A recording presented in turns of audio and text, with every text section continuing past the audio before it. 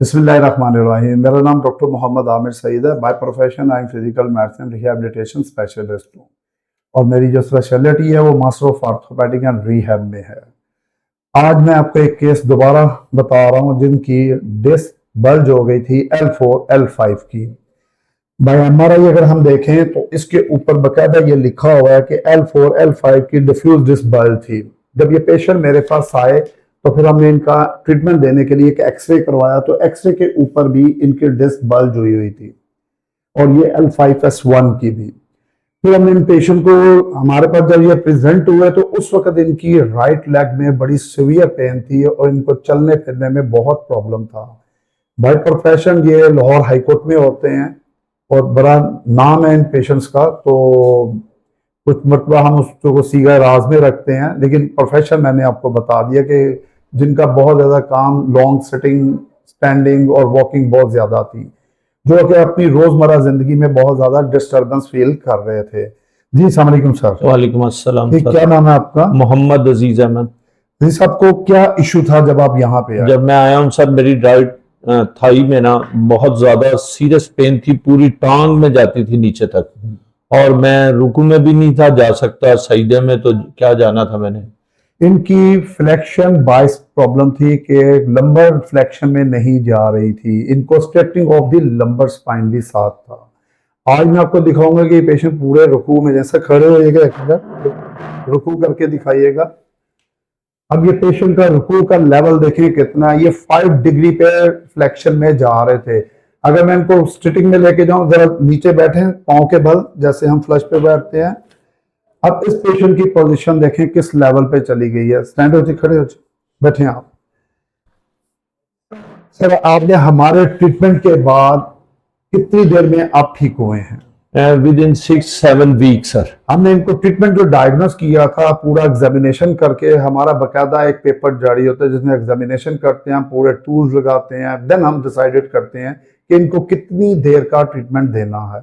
इनका treatment approximately 6 to 8 weeks का बन रहा था, जिसके अंदर हमने इनको कोई 12 से 13 डीकम्प्रेशन मशीनें भी लगाई। उस डीकम्प्रेशन मशीन को हमने ग्रेजुअली उसको वेट इंक्रीज करके, क्योंकि हमारे पास जो डीकम्प्रेशन है वो खुद एडजस्ट करती है। उसके बाद इनको वो करने के बाद आज पेशेंट अपनी नॉर्मल जिंदगी में जाने के काबिल है। सर, आपको हमारा ट्रीटमेंट कैसा लगा? बहुत अच्छा लगा सर, क्योंकि ना मैं खड़ा हो सकता था, ना चल फिर सकता था, बड़ी तकलीफ होती थी। लेट सकता था लेकिन चल फिर नहीं था सकता, खड़ा नहीं हो सकता था, चलने फिरने में, खड़े होने में बड़ी तकलीफ थी। जितना भी इलाज इनका हुआ है, हमने कोशिश की है। आज ये पेशेंट जो 100 तो नहीं 99% ठीक हुआ, क्योंकि 100% रब की जात है, इसलिए मैं 100% का वर्ड नहीं बोलता। आज जो जितना भी ये ठीक हुए हैं, ये अल्लाह ताला की तरफ से हुए हैं। कोई इंसान किसी को ठीक नहीं कर सकता। कोई डॉक्टर अगर ये कहता है कि मैंने किसी पेशेंट को ठीक किया है और मेरी वजह से ये ठीक हुआ, तो मेरे नज़दीक बहरहाल ये लफ्ज़ नहीं है, क्योंकि रब चाहेगा तो ठीक होगा, वरना नहीं होगा।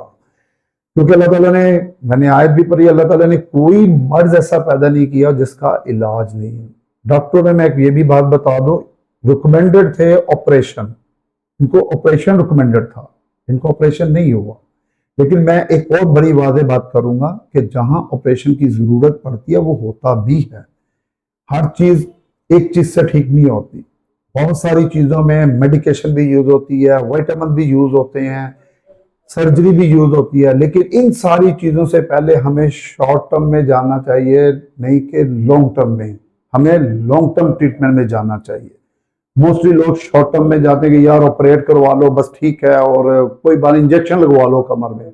लेकिन कभी भी आप देखें, जिन लोगों ने इंजेक्शन और ऑपरेट करवाए हैं, 6 मंथ बाद, 1 ईयर के बाद उनको रिकरेंस जरूर हुई है।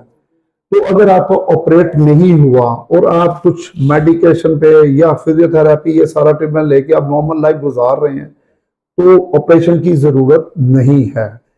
तो किसी भी पेशेंट को कोई मर्ज है कमर का, खासतौर पे मेरी स्पेशलिटी इस वक्त स्पाइन के अंदर बहुत ज्यादा, घुटनों के दर्द के लिए, जोड़ों, काले लकवा में, तो वो हमारे जरूर हॉस्पिटल का विजिट करें, उन्हें एक अच्छे रिजल्ट्स मिलेंगे इंशाल्लाह। बाकी कुदरत की बात है, 2% एरर हर जगह पे है।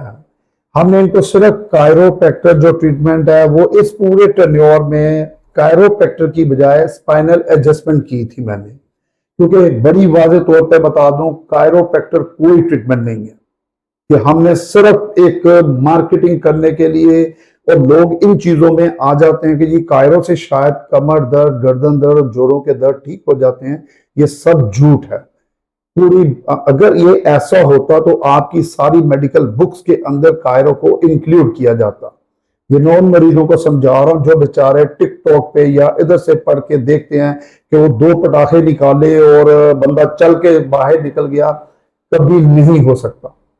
मत कायरो करवाया करें, कायरोप्रैक्टर कोई ट्रीटमेंट नहीं है। स्पाइन एडजस्टमेंट, स्पाइन मोबिलाइजेशन, ये सारे ट्रीटमेंट वो हैं जो बाय बुक या जिनके ऊपर तहकीक की गई हुई है। अदरवाइज कायरोप्रैक्टर के ऊपर कोई ट्रीटमेंट नहीं है। हमारे पास बहुत से लोग आते हैं जी कायरो करना है, मैं कभी भी नहीं करता। मैं कहता हूँ जी आपको जरूरत क्या है, कहीं तो उनको को पेशेंट के जी फिर जाके उसको हम कहते हैं जी हम आपको स्पाइन की थ्रस्ट दे सकते हैं लेकिन कायरो का ट्रीटमेंट नहीं देंगे। वो भी बहुत रेयर केसेस में हम देते हैं, क्योंकि पेशेंट ठीक करना है ना कि उसका मोहरा तोड़ना है। और लोगों में मैं यह भी बता दूं जो लोग कायरोप्रैक्टर करवाते हैं तो उसके बाद वो कहते हैं हमारे चक्कर नहीं रुक रहे, क्योंकि उनकी डिजीनेस बढ़ जाती है।